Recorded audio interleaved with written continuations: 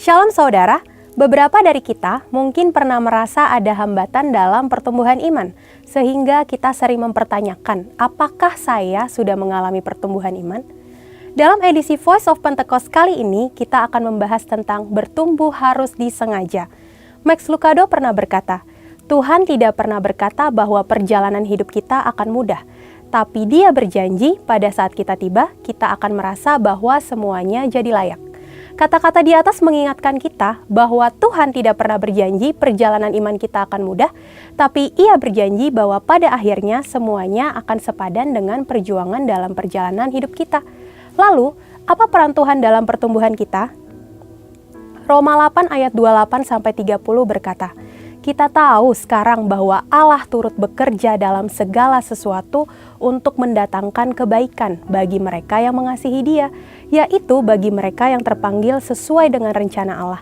Sebab semua orang yang dipilihnya dari semula, mereka juga ditentukannya dari semula untuk menjadi serupa dengan gambaran anaknya, supaya ia, anaknya itu menjadi yang sulung di antara banyak saudara, dan mereka yang ditentukannya dari semula, mereka itu juga dipanggilnya, dan mereka yang dipanggilnya, mereka itu juga dibenarkannya, dan mereka yang dibenarkannya, mereka itu juga dimuliakannya.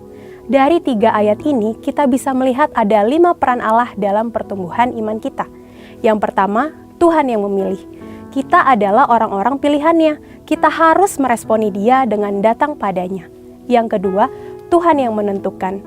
Dari tujuan, arah, sasaran yang dipercayakan kepada kita, yaitu untuk menjadi serupa dengan gambaran anaknya. Yang ketiga, Tuhan yang memanggil. Ia mengundang kita untuk mendekat. Dari perspektif lainnya, Ia memanggil nama kita, kita dikenal olehnya, dan bukan orang asing bagi Allah, Raja segala raja. Yang keempat, Tuhan yang membenarkan. Saat kita mendekati Tuhan, kita butuh dibenarkan. Justifikasi diberikan dalam iman akan korban salib Kristus. Keselamatan itu hasil pemberian dalam iman. Yang terakhir, Tuhan yang memuliakan. Tuhan menganugerahkan kemuliaan kepada siapa Ia berkenan. Bila perkenanan ada, maka kemuliaan diberikan. Di bagian inilah perjuangan kita menjadi penting. Dalam hidup ini, kita juga harus bekerja sama dengan Roh Kudus dalam pertumbuhan iman kita. Roh Kudus yang adalah roh kemuliaan diberikan kepada orang percaya. Bukan hanya untuk memberikan kuasa menjadi saksi, tetapi Roh Kudus yang memampukan kita untuk mematikan perbuatan-perbuatan daging orang percaya. Selain mematikan perbuatan daging kita, Roh Kudus juga menyertai di dalam berjuang menanggung penderitaan sebagai orang Kristen. Apa saja sih perjuangan kita sebagai orang percaya? Yang pertama, berjuang melawan dosa. Contohnya, penipu yang tidak menipu lagi, pembohong yang berjuang untuk jujur. Yang kedua, berjuang melawan keinginan daging. Contohnya, tidak membeli barang sel yang tidak perlu, melawan godaan gengsi. Yang ketiga, berjuang melawan keinginan dunia. Contohnya, tidak menggunakan cara-cara dunia untuk mencapai tujuan, tidak harus kaya untuk sukses.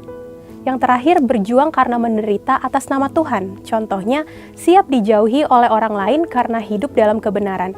Siap menderita karena nama Kristus. Kita percaya dengan penyertaan dari Roh Kudus, kita mampu untuk berjuang menanggung penderitaan-penderitaan tersebut. Karena ketika kita memilih untuk menjadi Kristen, sudah otomatis kita juga akan memikul salib Kristus. C.S. Lewis pernah berkata, jika Anda menginginkan sebuah agama yang membuat Anda merasa nyaman, maka saya sangat tidak menganjurkan kekristenan.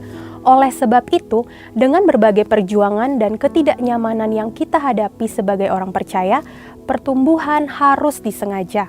Setiap perbuatan yang orang percaya lakukan bisa berujung pada 2 hal, yaitu bertumbuh menjadi serupa seperti Kristus atau kebalikannya, semakin menjauh dari Kristus.